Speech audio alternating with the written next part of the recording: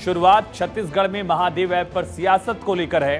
प्रधानमंत्री नरेंद्र मोदी इस ऐप के जरिए लगातार अटैकिंग मोड में हैं। आज एक बार फिर जब चुनावी रैली के लिए पीएम मोदी छत्तीसगढ़ पहुंचे, उन्होंने कांग्रेस और सूबे की सरकार को निशाने पर लिया। प्रधानमंत्री नरेंद्र मोदी ने कहा कि जिस कांग्रेस को गणित सिखाने का इतना शौक है, उनसे मेरे कुछ सवाल हैं। कांग्रेस के इन गणितबाजों को बताना होगा कि मुख्यमंत्री भूपेश बघेल को महादेव सट्टेबाजी घोटाले में से आखिर कितना पैसा मिला।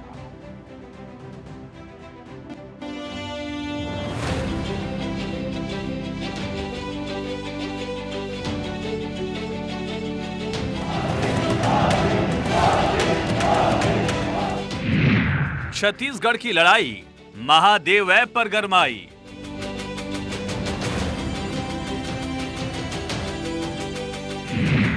महादेव से चुनावी खेला, चला चली की बेला।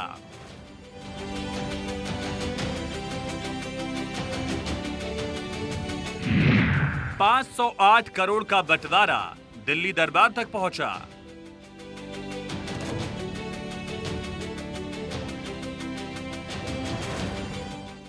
छत्तीसगढ़ में दूसरे चरण की वोटिंग शुक्रवार को होगी। उससे पहले महादेव ऐप को लेकर सूबे की सियासत गर्मा गई है। इलेक्शन कैंपेन में महादेव ऐप की गूंज खूब सुनाई दे रही है। प्रधानमंत्री नरेंद्र मोदी एक बार फिर से छत्तीसगढ़ के चुनावी प्रचार में महादेव ऐप के जरिए कांग्रेस की सरकार को निशाने पर लेते दिखे। पीएम मोदी ने भूपेश बघेल और टीएस सिंहदेव के एग्रीमेंट को कुरेदा और पूछा कि महादेव ऐप घोटाले का पैसा गया कहां। वहीं दूसरी तरफ भाजपा है जो एमपी को अंधकार से बाहर निकाल कर लाई है।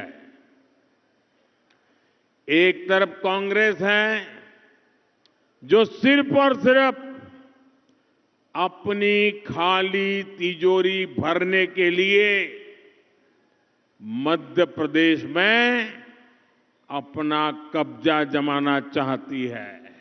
ये जो छत्तीसगढ़ में महादेव सट्टेबाजी घोटाला हुआ है, उसमें 508 करोड़ रुपए से अधिक के बंटने के आरोप है। कांग्रेस के इन गणितबाजों को बताना होगा कि मुख्यमंत्री को इसमें कितना पैसा हिस्सा मिला है। कांग्रेस के बाकी नेताओं के हिस्से में कितना माल गया है और दिल्ली दरबार तक इसमें से कितना माल पहुंचा है। महादेव ऐप के खुलासे के बाद बीजेपी आक्रामक हो गई। बीजेपी ने छत्तीसगढ़ की सरकार को निशाने पर लिया। पीएम मोदी ने जब दिल्ली दरबार की बात कही तो बीजेपी ने आरोप लगाया कि जनता की कमाई से दिल्ली की तिजोरी भरी गई। भूपेश बघेल जी और तमाम कांग्रेसी लीडर ज्यादा काला धन खा गए, उनका भी हाजमा खराब हो गया है और खट्टे डकार एक होते हैं, सट्टे के डकार आ रहे हैं।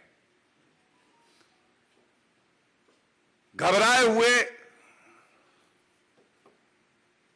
उनको भी आभास हो गया है।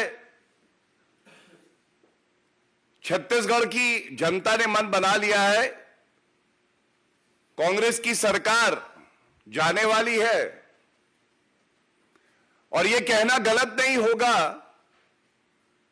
कि भूपेश बघेल के दिन भी अब मुख्यमंत्री के तौर पर कुछ ही बचे हैं। बीजेपी के वार पर कांग्रेस बैकफुट पर है। कांग्रेस बचाव की मुद्रा में है। मुख्यमंत्री बघेल ने कहा कि बदनाम करने की कोशिश की जा रही है। करप्ट पहले है तो मोदी जी से मैं कहना चाहता हूं कि रमन सिंह के पहले खिलाफ कार्रवाई कर ले। वो सेलेक्टिव कार्रवाई न करे, करना है तो हेमंत विश्व शर्मा के खिलाफ कर ले, अजीत पवार के खिलाफ कर ले, और जो लोग जो मोदी वाशिंग पाउडर में धुल के आए ना, उस पर पहले कार्रवाई कर ले, उसके बाद फिर बात करें। महादेव ऐप मामले में सीएम बघेल के नाम आने के बाद कांग्रेस बैकफुट पर है, बचाव की मुद्रा में है।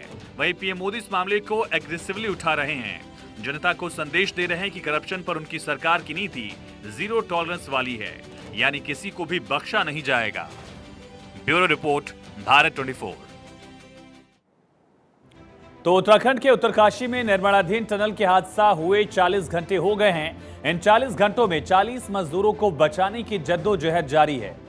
उत्तराखंड की धामी सरकार ने हर एक जिंदगी को बचाने के लिए पूरी ताकत लगा दी है। एनडीआरएफ, एसडीआरएफ की टीमें तैनात हैं, लेकिन राहत और बचाव में जुटे अधिकारियों, कर्मचारियों के सामने कई बड़ी चुनौती हैं।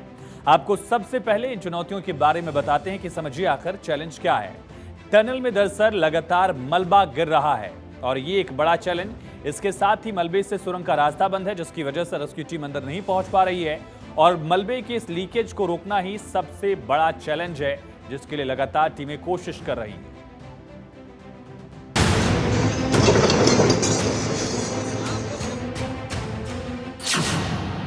उत्तरकाशी में हादसा, निर्माणाधीन टनल टूटी।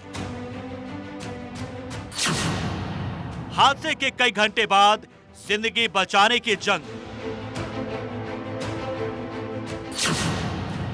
मजदूरों को ऑक्सीजन, जारी है रेस्क्यू ऑपरेशन। उत्तरकाशी में जिंदगी बचाने की जंग जारी है। निर्माणाधीन टनल के धंसने से फंसे मजदूरों को सुरक्षित निकालने के लिए कोई कसर नहीं छोड़ा जा रहा है। पीने वाली पाइप के जरिए मजदूरों को ऑक्सीजन पहुंचाया जा रहा है। उत्तराखंड के मुख्यमंत्री हालात पर नजर बनाए हुए हैं। उन्होंने उत्तरकाशी पहुंचकर रेस्क्यू ऑपरेशन की समीक्षा भी की। सभी पारिवारिक जनों से भी उनको आश्वस्त करता हूं कि हमारा संपूर्ण प्रयास है कि जल्दी से जल्दी सबको बाहर निकाला जाए, स्थित आ जाए। और इसको लेकर राज्य की सरकार है या केंद्र की सरकार है, सभी गंभीर हैं। माननीय प्रधानमंत्री जी ने पूरी चिंता व्यक्त करी है और हर प्रकार का आश्वासन हमको दिया है। गृह मंत्री जी ने भी सारी टीमें वहां भेजी हैं। रेल मंत्री जी ने भी मुझसे दूरभाष पर भी बात की है सभी लोगों ने और हर संभव सहायता का आश्वासन दिया है। उत्तरकाशी में हादसा रविवार की सुबह हुआ। ब्रह्मखाल यमुनोत्री राष्ट्रीय राजमार्ग पर सिलक्यारा में डंडाल गांव के बीच निर्माणाधीन सुरंग का एक हिस्सा अचानक टूट गया, जिससे उसमें काम करे करीब 40 मजदूर अंदर फंस गए। मजदूरों को निकालने के लिए एनडीआरएफ ने कमान संभाल ली है और लगातार राहत और बचाव का कार्य किया जा रहा है। हालांकि इस दौरान कई तरह की परेशानियों का सामना भी एनडीआरएफ की टीम कर रही है। एनडीआरएफ ने बताया कि सुरंग के मलबे गिर रहे हैं, जिस वजह से रेस्क्यू ऑपरेशन प्रभावित हो रहा है। देखिए, जो टनल का जो स्टार्टिंग पॉइंट से लेके 200 मीटर तक तो पूरा का पूरा बढ़िया से उसका प्लास्टर वगैरह होके एकदम सेट हो रखा है, लेकिन उसके आगे जो टनल का जो काम चल रहा है वहाँ पे भी प्लास्टर का काम नहीं हुआ है, जिस वजह से जो है वो अचानक से नीचे बैठ गया है। अभी जो मशीन जो लगी हुई हैं खुदाई करने के बाद जो एक्सकेवेशन का काम कर रही हैं, तो वो करते करते साथ ऊपर से मलबा भी गिर रहा है। ये समस्या थोड़ा हमें पैदा कर रहा है। मलबा थोड़ा सा गीला सा है, हैवी होकर नीचे धंस रहा है। सुरंग धंसने की जैसी खबर आई, धामी सरकार तुरंत एक्शन में आ गई। एक एक मजदूरों को बचाने की जद्दोजहद जारी है। टनल में ऑक्सीजन की व्यवस्था की गई। मलबा हटाने के लिए हैवी एक्सकेवेटर मशीनों का प्रयोग, पाइपलाइन के जरिए ऑक्सीजन की आपूर्ति, कंप्रेसर के जरिए दबाव बनाकर मजदूरों तक खाने के पैकेट भेजे गए। वॉकी टॉकी के थ्रू टनल में फंसे मजदूरों से संपर्क। प्रयास यही है कि जो अंदर लोग फंसे हैं उनको जल्दी से जल्दी बाहर निकाला जाए और उनको एयर सप्लाई की जा रही है। उनसे कम्युनिकेशन के प्रयास भी किए गए हैं, तो उम्मीद है कि ये जल्दी ही सबको सकुशल निकाल लिया जाएगा। स्थिति अभी ठीक है। जितने जो वर्कर हैं सारे सेफ हैं, करीब 40 अंदर हैं। उनको हम फूड भी दे रहे हैं, पानी भी पहुंचाया जा रहा है, उनसे हमारी बातें भी चल रही हैं। लेकिन अंदर का जो टेरेन है वो काफ़ी फ्रेजाइल है, बार बार गिरता जा रहा है। तो एक मेथड होता है शॉर्ट क्रीटिंग, उससे हम कंक्रीट को वहाँ पे स्प्रे करते हैं ताकि वो एरिया हार्डन हो जाए। उसके बाद हम वहाँ से एक्सक्यूएट करते हैं, सारा जो मलबा है उसको निकालने की कोशिश चल रही है। ये सुरंग चारधाम ऑल वेदर रोड परियोजना का हिस्सा है। इस सुरंग के बनने से उत्तरकाशी से यमुनोत्री धाम तक का सफर 26 किलोमीटर कम हो जाएगा। सुरंग के बन जाने से लोग किसी भी मौसम में आसानी से आ जा सकेंगे। सुरंग का 4 किलोमीटर का हिस्सा तैयार हो चुका है। पहले इस टनल का काम सितंबर 2023 में पूरा होना था, लेकिन प्रोजेक्ट में देरी हो गई। अब इसे मार्च 2024 तक पूरा करने का लक्ष्य रखा गया है। Bureau report, Bharat 24।